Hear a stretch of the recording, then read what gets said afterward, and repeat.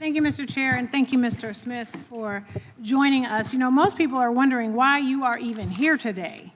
But it's because we've heard conspiracy after conspiracy that the 2020 election was rigged. And Capitol Police officers were harmed and died because of those conspiracies. And we have important elections coming up. And the people want them to happen, and they want them to be fair. And the one person who should be telling the truth about elections is the president.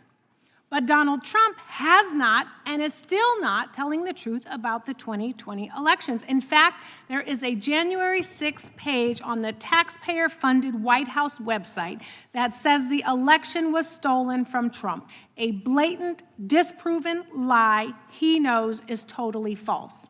So one of my Republican colleagues earlier brought up Trump's mind state, that he knew he lost, and he knew that what he was saying was untrue, but that you had no proof. So, Mr. Smith, what evidence did you develop to suggest Trump knew he had lost the 2020 election?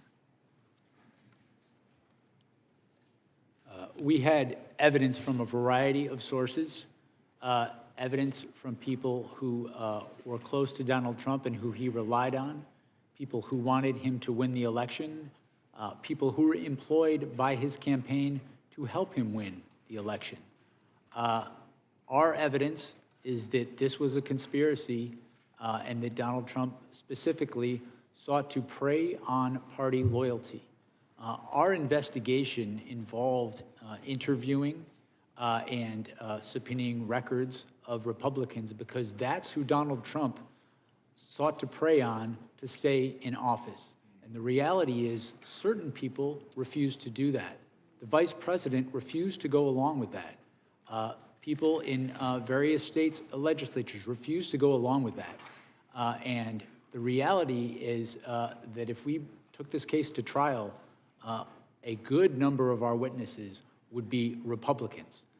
If a Democrat had committed these crimes, had done these things, I would have subpoenaed a number of Democrats. I would have subpoenaed their records. And I'm going to ask you about that. But correct, it's not like he was calling Nancy Pelosi. So why is it legally important to know that Trump knew he was lying when he said the election was stolen? That was part of our proof at trial, and it was relevant to the charges, specifically to the first charge, to defraud the United States. It is permissible for someone to lie, but when they use speech to commit a crime, to facilitate a crime, that is not protected by the First Amendment.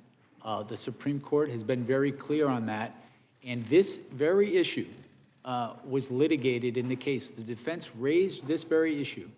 And one thing I want to be clear about today, the case that I investigated and the case we had, it was built to be tried in a courtroom, not in the media.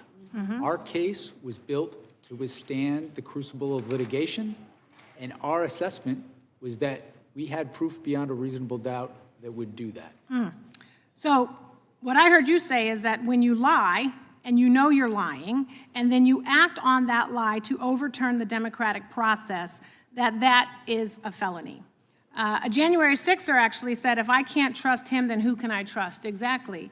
You know, we cannot even trust our own president. And in fact, there's so many other things that you can say that you're not allowed to say because a Trump-appointed judge sealed the documents, refusing to release the files yet again, which is why we could probably ask you far more questions if those were unsealed. So I know I don't have that much time. I want to now shift to these allegations from my Republican colleagues about the collection of phone records of Republican senators. I guess some of the ones that were trying to get $500,000 of taxpayer dollars.